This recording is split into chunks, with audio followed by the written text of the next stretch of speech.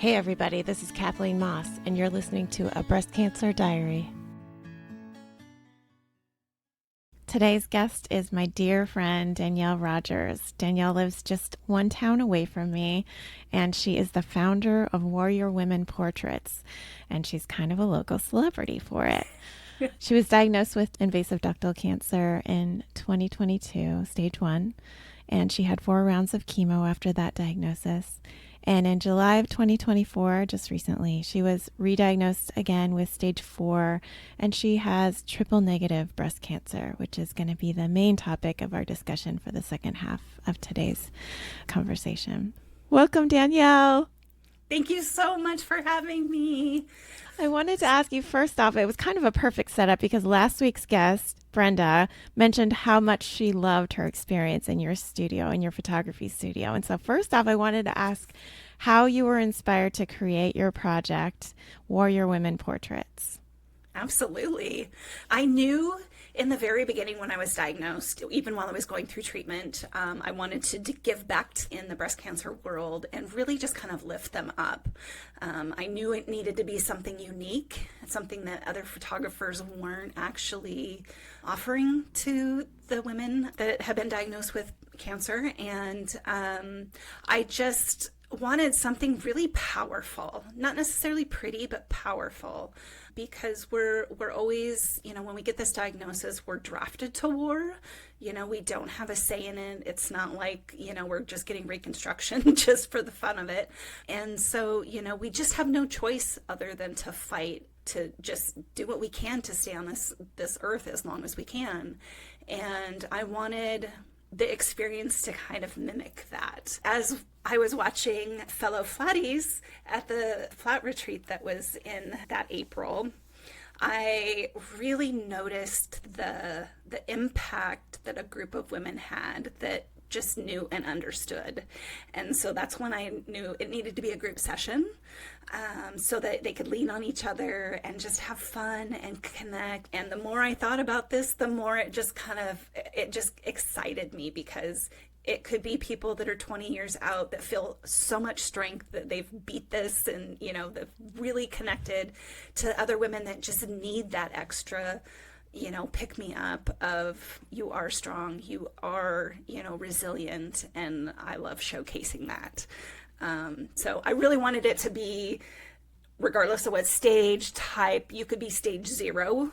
I don't even care if it's a breast cancer diagnosis. Cancer's cancer, in my opinion. And then I just get to, watch it all happen and unfold. Yeah, I remember. I was one of your first victims, and you were so honored for it. And I'm not a girly girl. I don't wear makeup except for a little lipstick now and then. And so I was just like, when I walked in, I was like, oh, this is going to involve so much more than I realized. There's makeup, there's weaponry, you have a whole arsenal, you have lots of jewelry.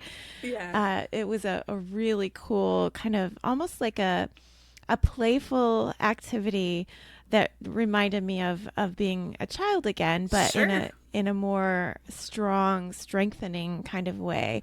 So, and I love that you're open to people who don't identify with the warrior image, because there's a lot of survivors Sure. that don't, like me, Yeah. who are pacifists maybe, and don't want to take up the sword or the Yeah, no, and that was my big thing too. Like, aside from the name being Warrior Women, if goddess or whatever, like, just a beautiful human being. Like, it doesn't have to have a label either. And I do, like, you do not have to pick up a weapon of any nature. Like, it is there for you. But I want to make sure that women understand that you can go as grungy or as minimal like you, or just, do more ethereal kind of looks. And that's all part of the journey in the studio. And we just have fun and go in and out of what our visions may look like. So, yeah. Yeah, and your photo props. I love that you created idea boards and inspiration boards for different poses, but also for different facial makeup and hair and all the different things. So we don't have to, when we show up in your studio, we don't have to have an idea of what we want. Maybe we have a color idea or a theme idea, but no one has to arrive with lots of ideas. They get they get inspired by looking at your idea boards and vision boards coming Absolutely. off of your screen, and I love that. And I'm a little, I mean, it's a little for me too, because, chemo brain is a thing, and trying to be like, oh yeah, I wanted to do that pose, but I forgot. But it's been honestly really helpful for everybody in the studio, from the model to me to the person that is waiting their turn, because the person waiting their turn can take a look at some of these poses and like, oh, we're doing this stuff. And so it kind of pulls the other person that isn't being photographed into the experience, so to speak, and then allows me to be able to stay behind the camera getting the shot and things like that. So it's really cool because it makes the experience like we're all in it together. So like the next lady, when she's done, we flip it and like, oh, I wanted to do that so and so did, and and then it just becomes really exciting and Yeah. just kind of fluid, really. Oh, yeah. And it's nice, when you're posing for a camera, it's super awkward socially. But if you have your own cheering section in the margins, like it makes Yeah. it so much more relaxing and fun and playful. And then you can really get into it and start to kind of ad lib in a way that you wouldn't if you didn't have someone kind of Yeah. laughing with you in the Oh, sure. bleachers. The emotions are going to be there. You're going to be like, you're going to feel silly, right? Yes. Like if I'm having you like scream or growl, like that's not your normal like persona, right?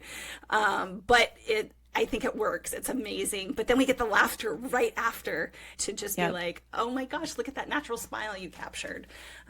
So there's all that. The component of getting the grungy, and then usually there's the funny after as well. So Yep.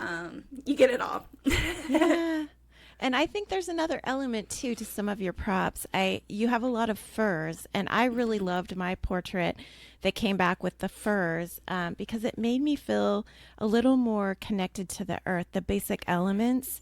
I feel Yes. like with this cancer diagnosis, I became more in touch with my mortality in a way that I was okay with. Like I was admitting that I came from the earth and I'm going to return to the earth. And so it's weird. Like I used to wear a lot of purples and turquoises in my wardrobe, and these days, ever since I was diagnosed, I just want the earth tones. And I think it's Yeah. because I do relate so much to that sense of mortality, that healthy sense of mortality, Sure. that everything passes and we have to let go. And the earth is just a reminder of that. So I really love that you had some of those really Yeah. earthy costumes too. Absolutely. And I am making even more. You should see our garage right now. I Oh. went and got a bunch of realistic looking fake flowers. Okay. That's a lot to like to put in there, but they even feel real. And so I want to make some crowns, right? Of like the flowers, and doing more of like an ethereal A fairy, like a like fairy, a fairy, or Yeah. I don't know, fairy doesn't even seem to be just Lord of the someone Rings. that is more grounded into wanting more nature versus weapon. Yeah, So, and the yeah. weapons are incredible. Like your husband made a bow that looks like a really rustic bow, and it actually pulls. And he made it out pulls of just PVC pipe. yeah. And he's been enjoying that kind of stuff, because like he did the first bow, just trying it out, and then he tried a different way and it didn't work as well. So then he went back and did another bow, and the one that you have recently seen in the studio, he put the markings, like more of like Viking markings on the bow, and he was so smart in thinking about what symbols actually were to be carved on there. Like if a woman did actually look up those symbols, it would be like bravery and strength and things like that. And he also made a scale mail like armor thing that he made with a bunch of ring. I don't know how he did it, but it is beautiful and heavy and gorgeous. Ooh, I want to try that one on. I know. I'm going I know. into the studio for my second portrait session here pretty I soon. love so I get it. to try some of these lovely Some of things these on. new things. I know. And I have to keep adding new things because it keeps me inspired as well. Keeps me like thinking outside the box. And so yeah, I'm super excited. Well, I wanted to ask you some of your more precious memories from the studio. If you have any kind of emotional moments, or your first client that you had coming into the studio. Do you have any special Yeah. memories that you can share? They're all really special. It's really amazing to see how the women are when they first come in to when they leave. Mm-hmm. And that's just all of the women, to be honest, because they're Yep. so excited. They've gone through the process.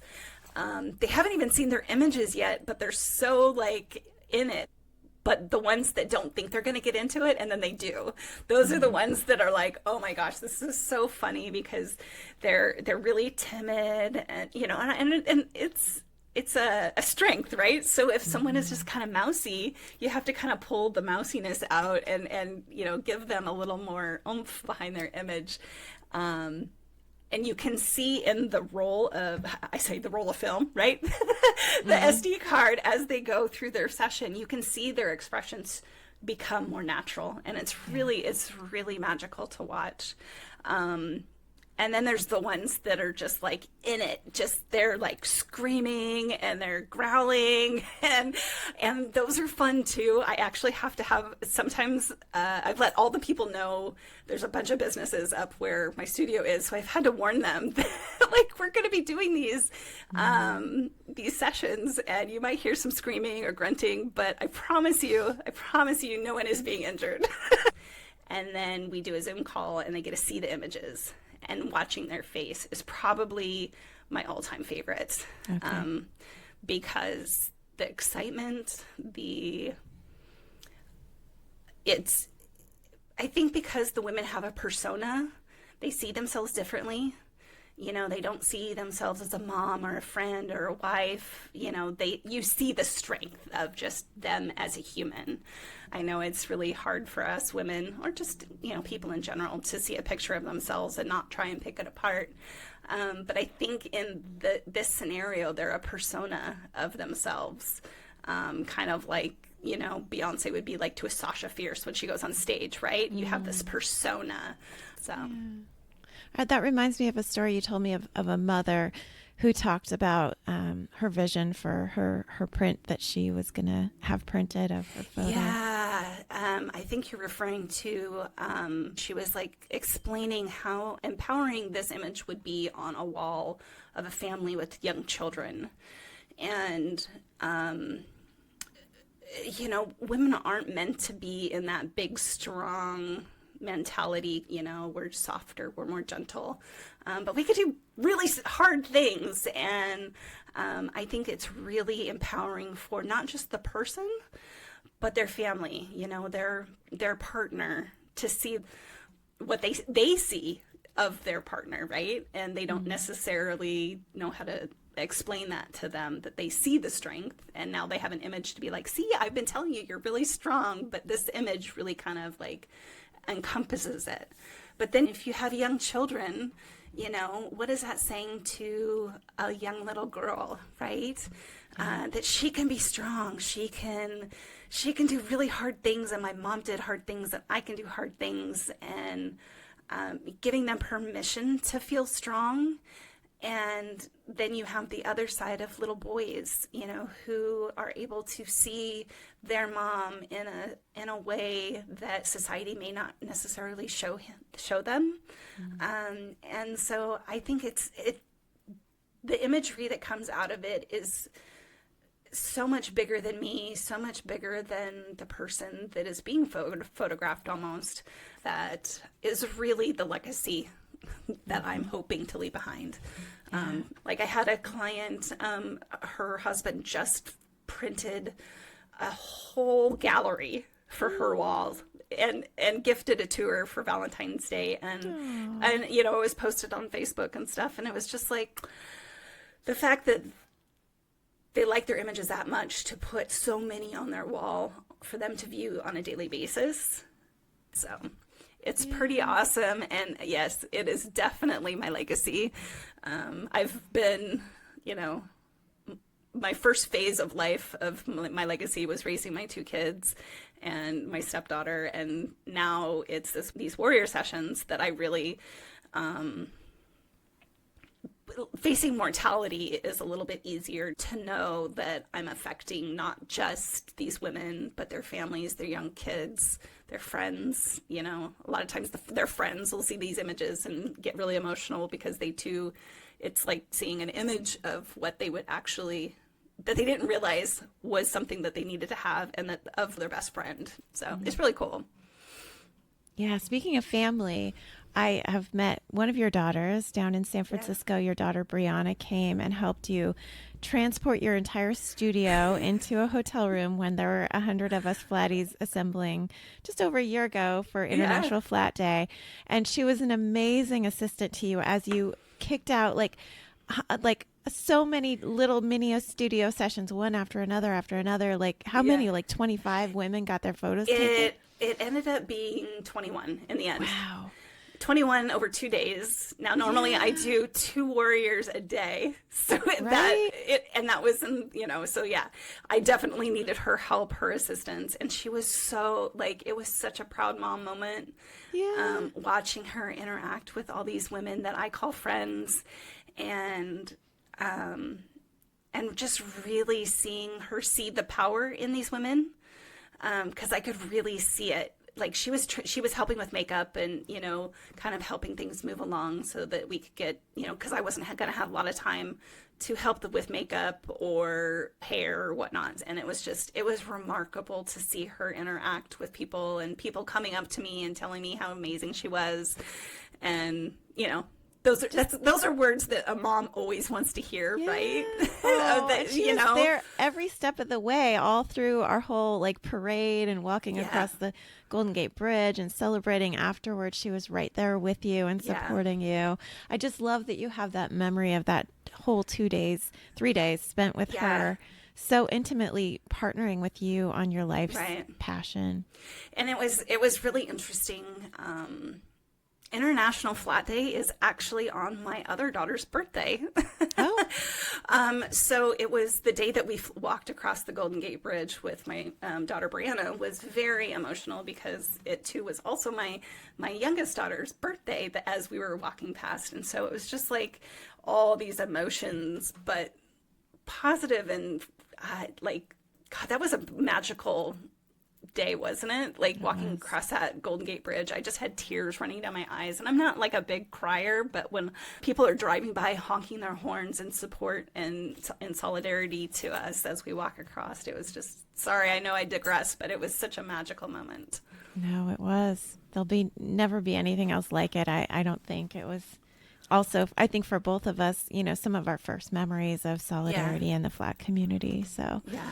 Yeah, it really was it was it amazing. was amazing, and then knowing that I shared it with my daughter, and Yeah. the only thing that could have made it any better was having my other one next to me as well, which she was in memory. But Yeah. yeah, Well, I want to transition now and talk a little bit about your special diagnosis. I've talked about triple negative and interviewed a couple other gals that have had triple negative diagnoses, and it feels so much different, but it's not always different if you capture all of the cancer in surgery in the first place. It doesn't have to be, such a scary diagnosis. sure. But in your case, unlike Marquita, my first guest that talked about triple negative, in your case, all the cancer cells were not captured, and you did end up having not just a recurrence, but a recurrence of pretty serious stage 4 cancer cells traveling throughout your Yeah, body. I try not to be super scary, but it is a lot of hormone positive cancer cells are grade 1, which means they don't replicate super fast. Um, Triple negative is almost always grade 3, which means it duplicates at a rapid pace. And that's where the big problem lies, right? On top of not knowing what is feeding it. And so you just kind of like you're chucking darts at a dartboard hoping something sticks. Yeah. And so I tried really hard to go aggressive in the very beginning when I was stage 1.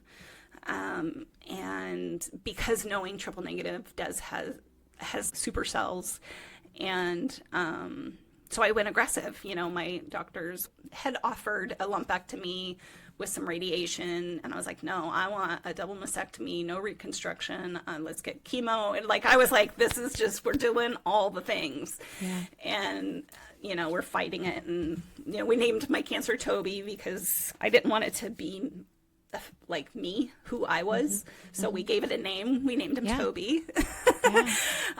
So that's kind of a tip that I highly recommend, naming your cancer, or somehow making it less you, Right, and more about that way you have something to fight, right? You're not fighting yourself, you're fighting the cancer itself.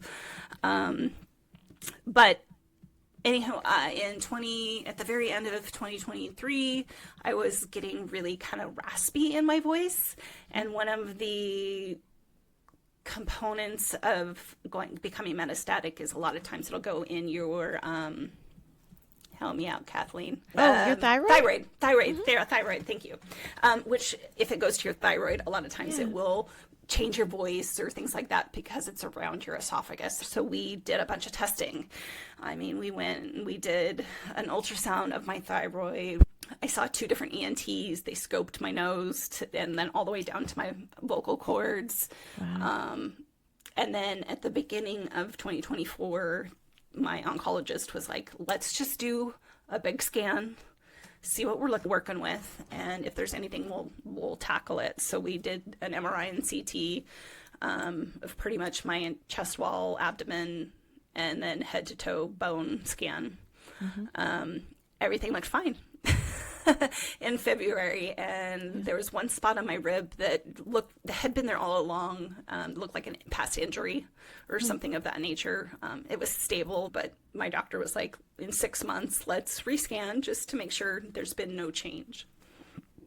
And went in for my 3-month follow-up. Everything was fine.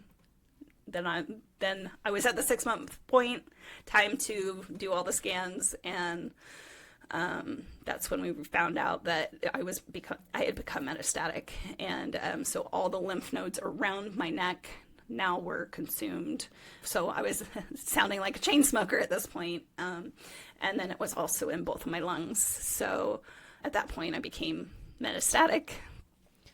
Going into that scan, I had the most overwhelming feeling of dread. Going in, and all the other scans, I never really felt that way.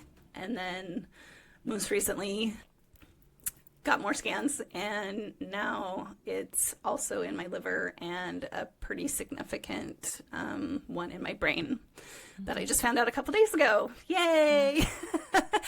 I always find I either laugh or I cry. So there's the laughter is kind of a mask, to be honest, to just be like, there's just all this stuff happening. Your worst fears, right? And and it's like you're on a fast track compared to other stage 4 patients that have more of a long-term time to get used to things and settle into their meds. But it's very different for you. Talk about your meds now. Originally in 2022, I did Taxotere. That was 4 rounds of Taxotere, and then Neulasta shots the day after to improve white blood cell count. And then that was my treatment besides my double mastectomy the first go around. So just a monotherapy the first time? Just the one of chemo. Okay. Yeah, the only reason why they did just the one was because there was no cancer in the lymph node. And so we were pretty confident that it had not gone lymphatic and was pretty contained, but we still did Taxotere. And so when I became metastatic, we did Taxol. And I wanted to know, on average, what am I looking at? Her patients, what does she see? And she had said that the first round of Taxol, this go around, was to probably last 6 to 8 months. And I got to 5. Yeah. So now we're switching. I'm going to Trodelvy. So I'm really curious to see how Toby responds. It's a longer day, it's a longer infusion. So once you have progression, that's when they stop you on your line of treatment if it stops working with the tumor, or your quality of life is no longer there. Like, you just tap out and you're like, I can't do this anymore. There is no cure at this point. This is more of just fighting as much as I can for as long as I can to give me as much life as I can. And that is a big component to wrap your head around. And so, we're looking at my day-to-day life much differently. Every week is trying to put at least something into it that I can make a memory for. So basically 2025, my motto, my resolution, whatever you want to call it, is just living intentionally. And so that's kind of how I'm moving forward. Every month I'm predetermining what I want to do for the month. There's a lot less of, I'll do it next time, because I don't know if next time is actually an option. Right. So that makes it a little more exciting as well, to know that, like, I can share that with family and friends and stuff like that, including you. You just have to take it day at a time and stop looking at the past and not look too far in the future, so that you're, just kind of living in the present. So. And I know that you recently quit your other main job, your full-time job. Are your family members also able to carve out some extra time from their livelihoods right now? Yeah. It's really beneficial. My parents are retired, so they can kind of help wherever need be. Mike works from home. He has a contract job that he'll be working for the next few months, but he's working from home, so the infusions are like 20 minutes away. So if we just have a doctor's appointment, he's very easily can come with me. And so it's been kind of nice to just be able to have some time with all of them. And then, we try and plan stuff on the evenings and weekends. Weekends are a little bit easier for, the masses that are working. But yeah, that's a good thing about social media and texts and things like that. You can stay pretty connected amongst your peoples pretty easily when you need it. I love that Mike is supporting you and doing these weekly or monthly updates to tell people exactly what's going on with your treatment. It is so reassuring as one of your friends to not be in the dark, but to be seeing your faces and seeing all the emotions on your faces together. Sure. So thank you for that. How did you come up with that as a plan? On it, I don't want to say laziness, but like just, we just have so many people that really care about us and want updates. I felt it really important to just be able to tell it once, because of the fact that I am on such a short time frame. I didn't want to have to constantly be updating this pocket of friends, this family member. And it's just like, I'm just going to put this on like YouTube, post it on social. Anybody can share it. Yeah. So it's just been really beneficial for me and Mike too, just to share it once, and also documenting. I wanted to ask you before we go about your plans for your celebration of life, because I love that you're being so intentional about planning for your last days, and just so brave. I'm so proud of you in that way. Can you share a little bit about what you have planned? Yeah, so before I was even diagnosed originally, I specifically remember going through this. I think we were going to the beach, and Mike and I were, just talking, and I know I got into this really weird space of thinking about my death. Again, before I even knew I had breast cancer. And it was just like, I had this overwhelming panic feeling that no one would show up to my funeral. Like, I'm like, well, what if they're busy? And what if they, like, and I got like really emotional. Yeah. And then I got my cancer diagnosis, and we were just all in the thick of it. And even during my first active treatment rounds, I really wasn't thinking too much about, I was thinking a little bit more about mortality, but I felt like there was an end to my treatment. But when I became metastatic, mortality became a very big reality, I feel like I have the benefit of knowing that I'm going to die sooner than later, and a celebration of life before I'm gone sounds so magical for myself, for the people that have shared those experiences with me, being able to just share one last time how much that day meant or whatever comes up. So I feel like a celebration of life before you're dead is actually really beneficial for you and the family that you're leaving behind. Yeah. Because once you are gone, you know, all these people can lean on each other. And maybe even, you know, after the fact, some closure that maybe needed, something happened, or, you know, why not get closure before they're gone? And then, you know what I mean? And I don't know what that looks like. I'm a little panicked that I'm fast tracking to that end. Just with my most recent scans, it's hard not to think about. Yeah. But I have a great support system, and the intentional living is really helping because I'm not wasting my final days.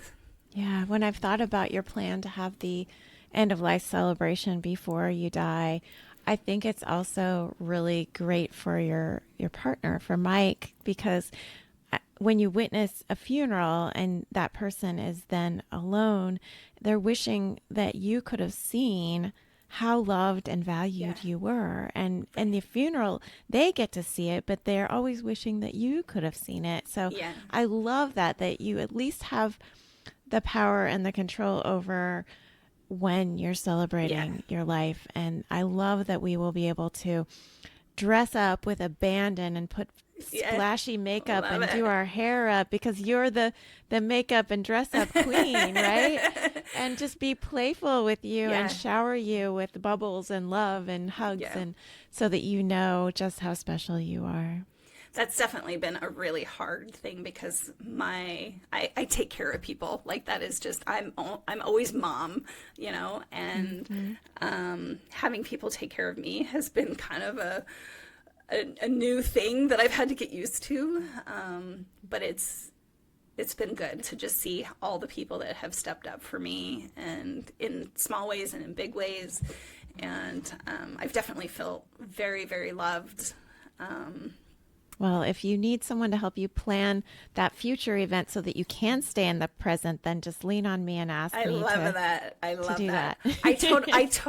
picture this as like Burning Man meets, you know, just a fun day of celebrating, and then, you know, also having just all my people around. I've had a few gatherings. I had a 50th birthday party in December, and then when I was first diagnosed, we rented a big lake house and had my family and friends that were really close when I was first diagnosed all kind of stay under one roof, and we spent the weekend and had fires outside, and we, you know, did all kinds of things. And my happy place was actually standing on top of the landing, looking down at my family and friends, just being together and coexisting and just watching the magic happen is so beautiful to me to watch. That's my happy place, is just watching people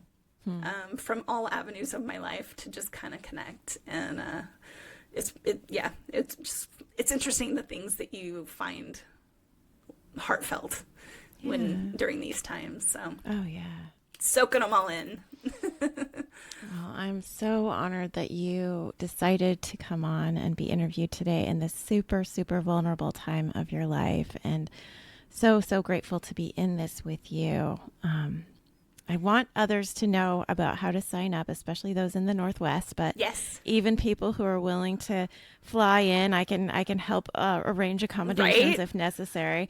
So I know that your first available studio appointments are the 17th and 18th of May, and then you've got some on the 7th and 8th of June, I think. So everything that is available for my schedule is out on warriorwomenportraits.com. Find whatever day works best for you. If you want to, there is a minimal space in the studio, so I try and keep it all the people that are either being photographed or my one person that I tend to have to do behind the scenes or assistant like you do every once in a while, which is amazing.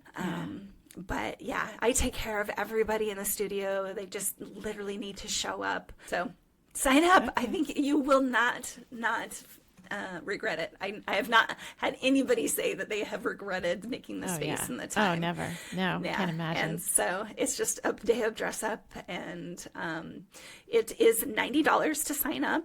And that is really just kind of to help cover a lot of the makeup costs and things like that. And that includes one image. So basically for $90, you get the full day experience and one image to take away from the session. I wanted to make sure that this was in a reasonable price point, that if people didn't have the funds to do any more than just one image, they at least walked away with one image. Yeah. So that is really, really was important to me to, Oh, thanks, Danyel. Of course. Thank you so much for having me. I appreciate you. I'll see you soon. Okay.